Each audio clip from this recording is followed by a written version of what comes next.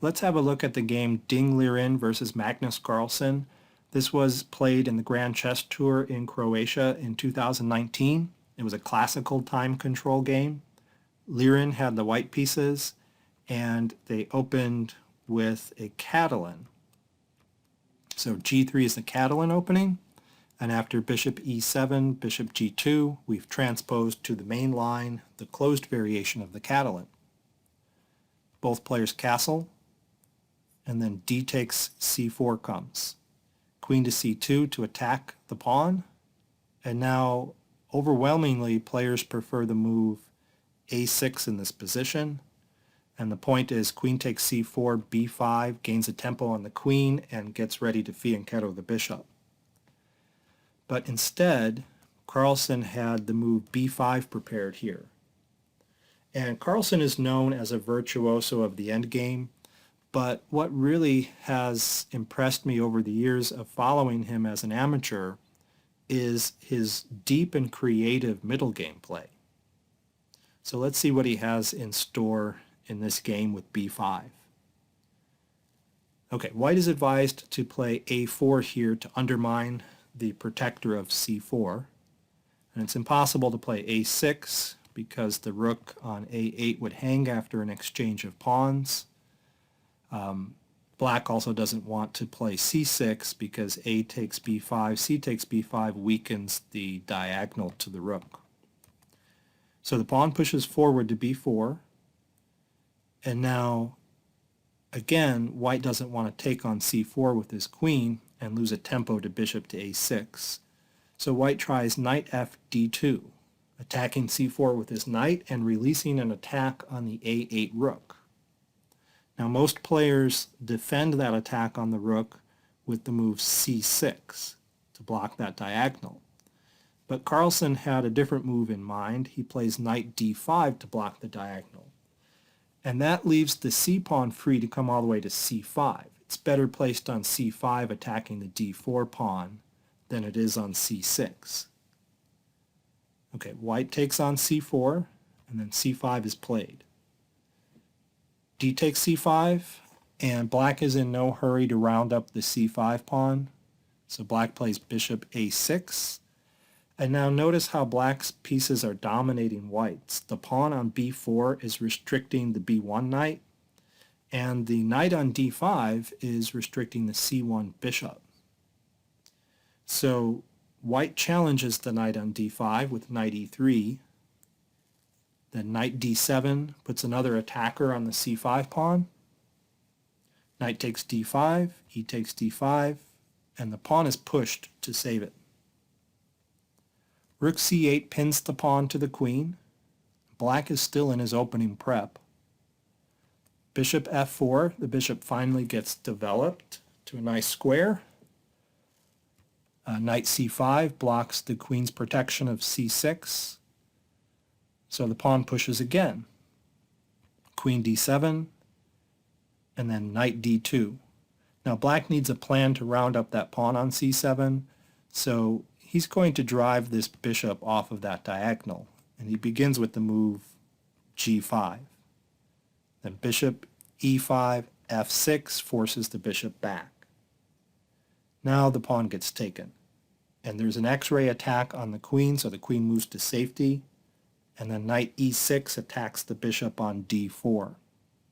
The bishop can't move. If it goes to E3, the pawn pushes to D4 and traps it. So white plays knight B3 to protect the bishop. And then bishop C4. Bishop is very solid on C4. The bishop and the pawn are protecting each other.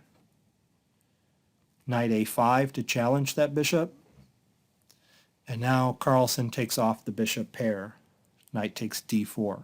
Queen takes D4. King to G7, very strange move, I don't understand. Then rook F C1, and there's a threat here. Knight takes C4, D takes C4, queen takes queen, rook takes pawn. So white's threatening to win a pawn on C4. So black plays bishop takes E2 and gives up the D5 pawn in return. Okay, but white exchanges rooks, And now notice the queen is attacking the a5 knight. Okay, rather than moving it away, white plays rook e1 to attack the e2 bishop. And if black exchanges, queen takes knight, rook takes bishop, then white gets a tempo on the e7 bishop. So instead, black plays bishop to c5, removing that bishop from the e-file and attacking the queen.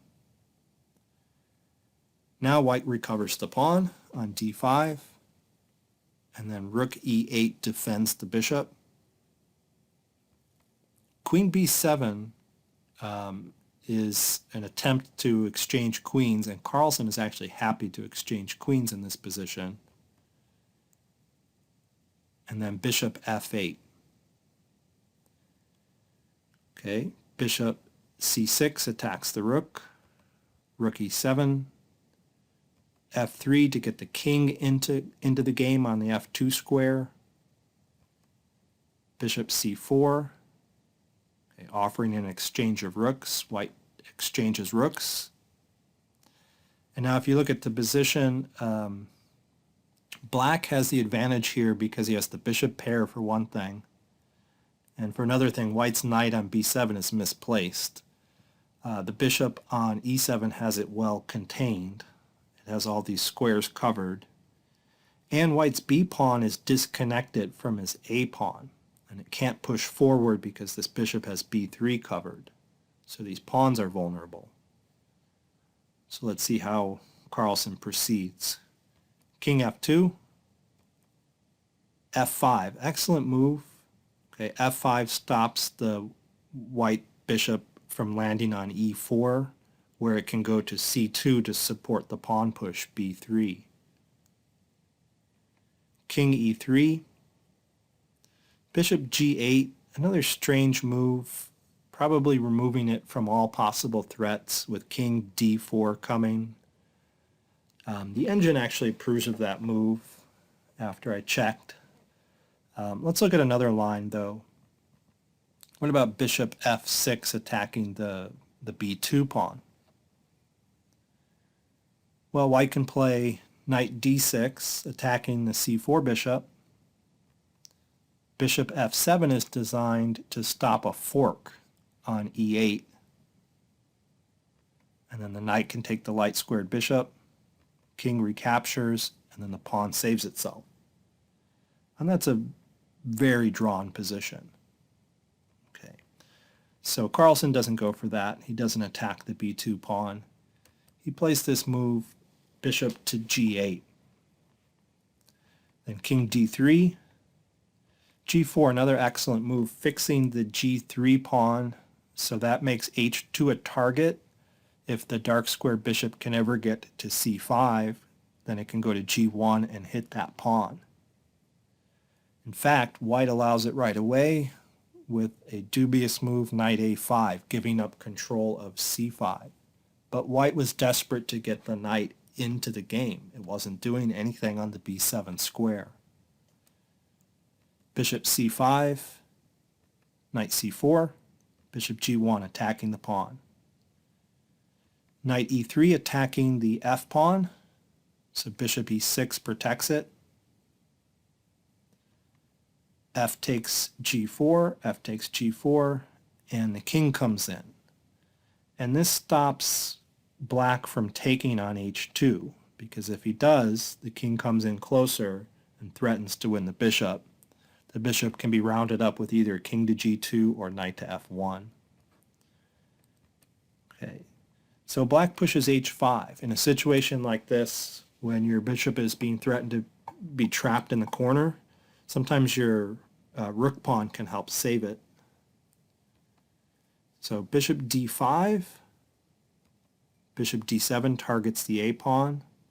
Bishop b3 is a strange way to protect it. I think much more preferable is just b3 instead of consigning your bishop to defense.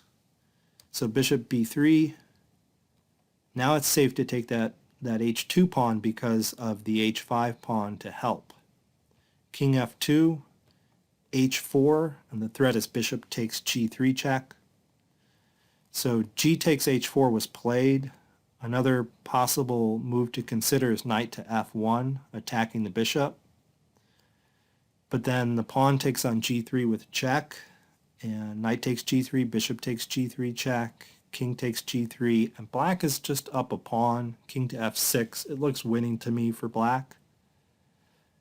So after h4, white played g takes h4, bishop to e5 to attack the b2 pawn, knight to c4 defends, g3 check, king g1, bishop f4. This is a standard pattern that you see a lot, two squares between a knight and a bishop in a straight line. The bishop is said to be dominating that knight because it controls these four squares the knight could land on. Bishop d1, bishop c6, b3, king comes forward. White really can't do anything in this position against black's strong passed g-pawn and powerful bishop pair. Bishop e4, the two bishops are coordinated nicely, making a wall over here. Okay. King to f1. Notice that this king is going to move back and forth for a while because white's minor pieces are really stuck. This bishop can't move along this diagonal because of bishop to c2 attacking the pawn. This knight can't move and give up control of the d2 square. So white can do nothing but shuffle his king back and forth here while black improves his king. So black played king to e6 there. He had a shorter win, although he's still in complete control of the game.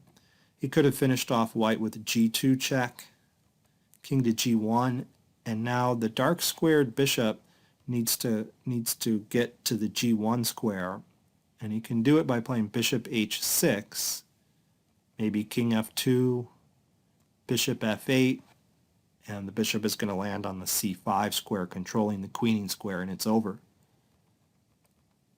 Okay, but Carlsen plays king e6, which is fine.